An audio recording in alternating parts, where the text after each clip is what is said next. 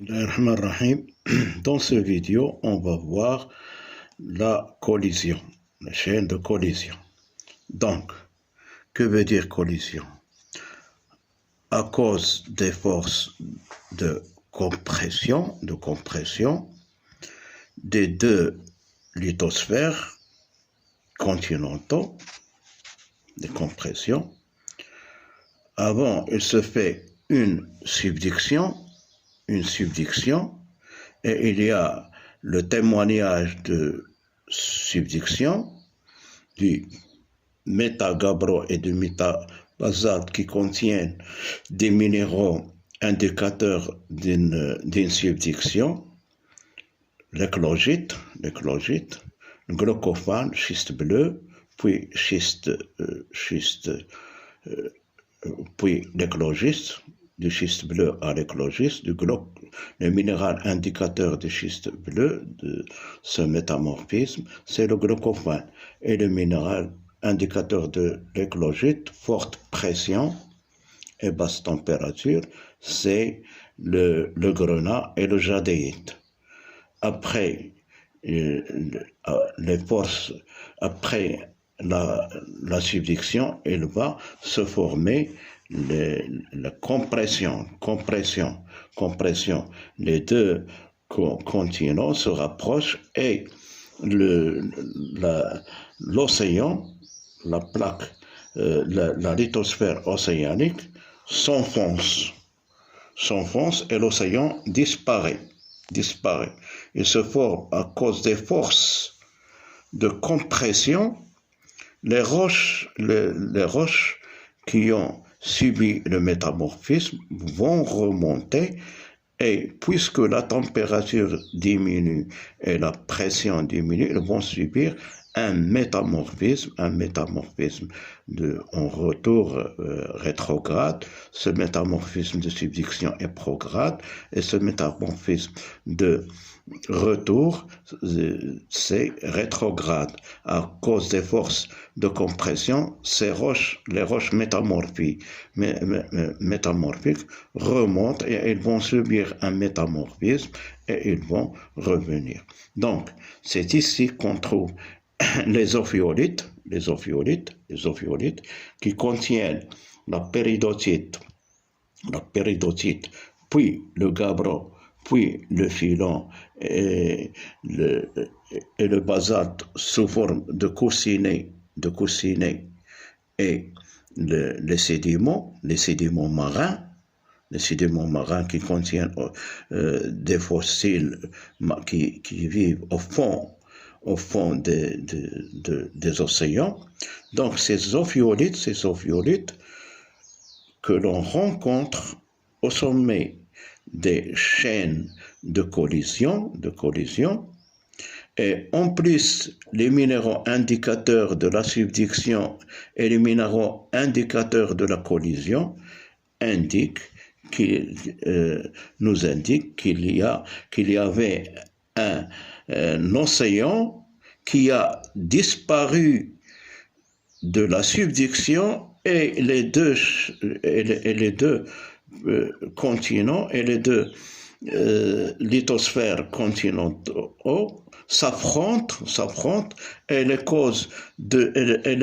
forces de compression se poursuivent. Donc il va y avoir un épaississement de la croûte continentale.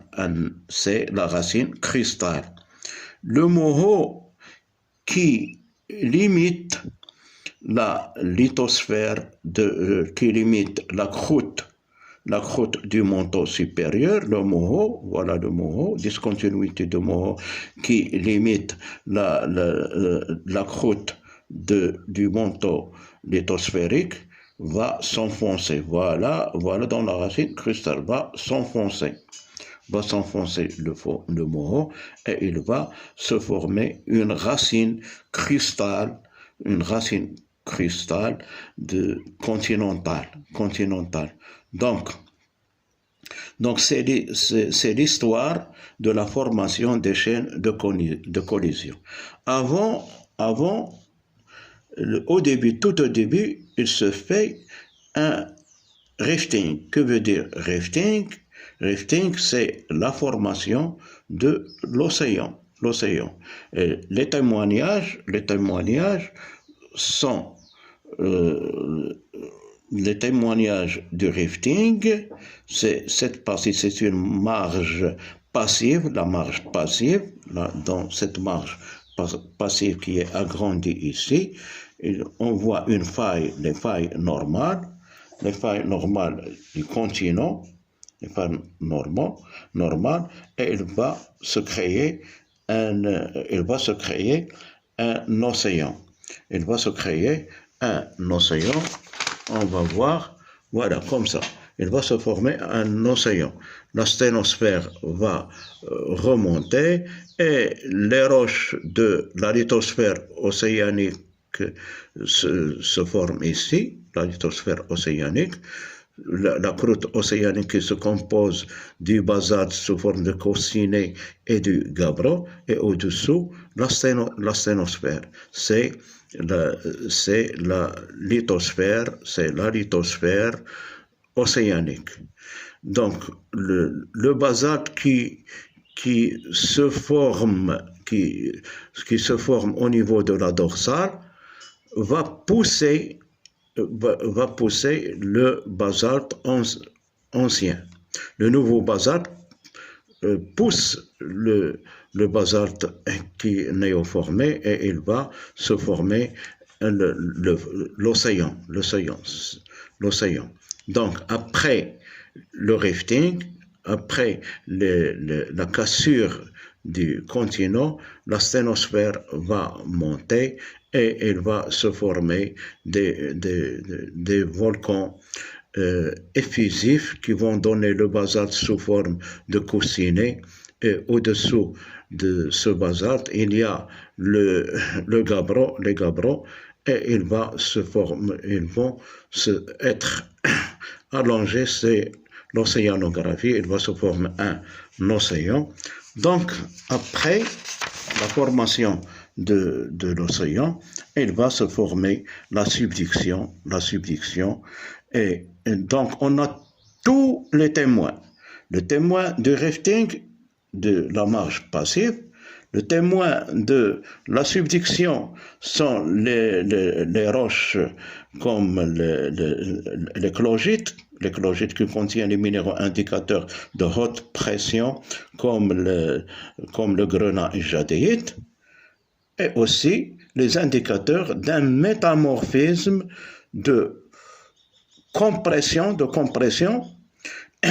Les minéraux de basse pression vont se former en auréole des minéraux anciens. Donc, à cause des forces de compression, ces roches vont remonter. Donc, on a tous les témoignages de l'histoire de la formation d'une chaîne de collision. Merci.